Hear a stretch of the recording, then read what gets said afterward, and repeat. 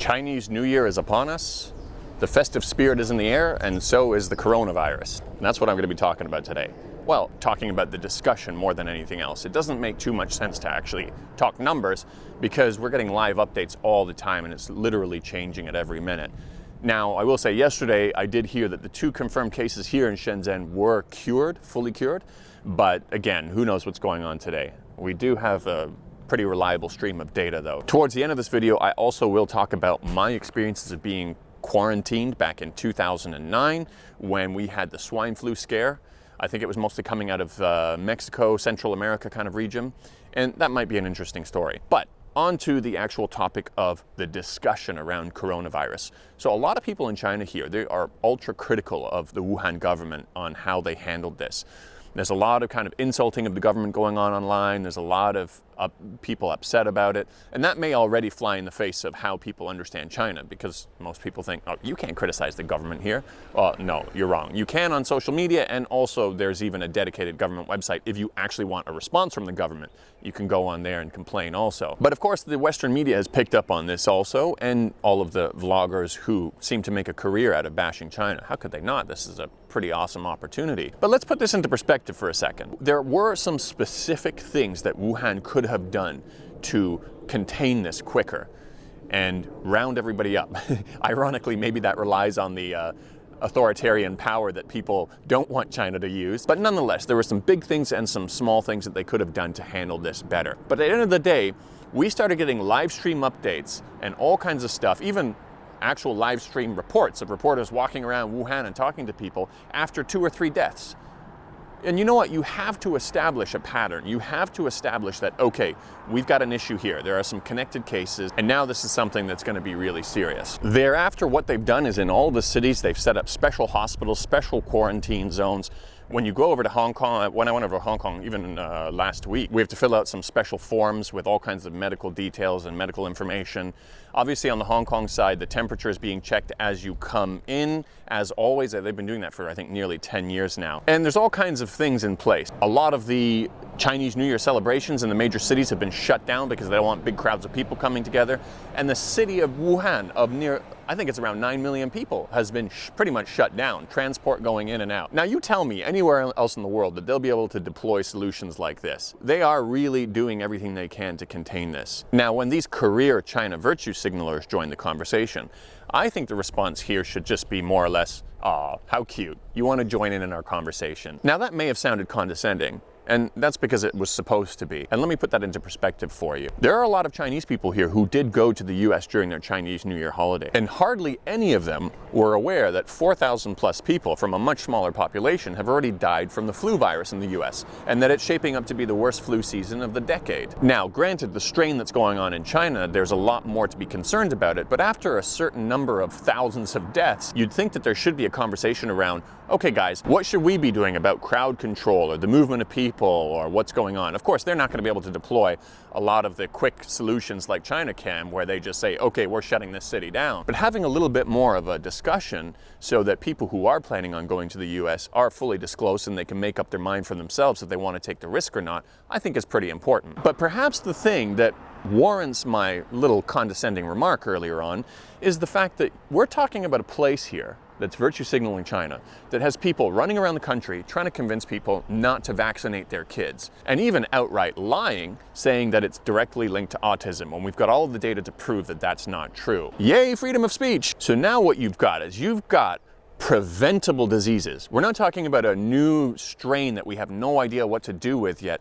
We're talking about preventable diseases coming back because people are being convinced not to vaccinate their kids. And this, of course, is not only affecting the safety of the children of these people who are anti-vaxxers, but also of the entire society that they live in. But it's okay, there's no need to talk about that. You can talk about China's issues here while ignoring your own. Sure, in most cases, the lack of self-awareness isn't a good look, but you guys are just so cute, so it's okay. Anyways, I don't want to harp on that topic too long, but I just think that there's a real perception problem when it comes to looking at issues in China and not putting things into context. The same thing happens across a wide range of topics that I'll cover on this channel. Corruption is one of them. You know, people look at how many people have been arrested for corruption here, but they're not actually putting it into context. They're not actually saying, well, at the end of the day, a lot of the things that are called corruption here are fully legal in the US in terms of lobbying, in terms of working for special interest groups. A lot of that stuff gets you in jail here for a very long time. So when you look at the numbers here in terms of how many officials have been arrested and put in jail for corruption, keep that in mind. If they were American politicians, they'd be okay. Anyways, I risk going way too far off topic, so let me finish off with my story of being quarantined. The way that they handled this is actually one of the reasons that, ironically, China and Hong Kong has become a bit of a case study for a lot of other places in terms of how to handle outbreaks, how to handle infectious diseases when they start spreading through a community. It was 2009, I was on the boat from Hong Kong Airport over to Shirko Port, and there was a guy from Brazil who had a fever. We got checked when we were coming into the port in Shirko. Then that's when everything stopped. We weren't allowed to get off of the boat. We had to wait for a couple of hours for people from the Center for Disease Control to come over. They came over in these giant white kind of outfits. It looked basically like an ET movie, and we were the aliens. And so after a while, what they did was they put us on a bus and they drove us out to a facility. I think it must have been in Longgang district. It was a long drive. And there was one funny thing that happened halfway through where they stopped at a toll booth and they didn't want to open the window to talk to the toll booth lady. And then they basically, I think they used some sign language or they wrote something on a piece of paper and showed it to the toll booth lady saying, we have a potential swine flu case on this bus. And then she covered her mouth, even though both windows were closed, covered her mouth and waved us through. She said, okay, go through. And anyways, while we were on the bus, they told us all of the information about what was going on, about how they're gonna follow up, what kinds of tests they need to do, and when we can expect to go. So then we get to the facility, and it was a pretty nice place. It was a weird place. It had a courtyard in the middle.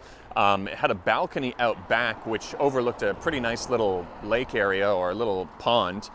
And the rooms are big. The rooms are really big. We each got our own room, and we just basically had to wait. And this was back in 2009. I didn't know as much as I know about China now, and I didn't really have much confidence in China, to be honest with you. I mean, I didn't know as much about China then as I do now.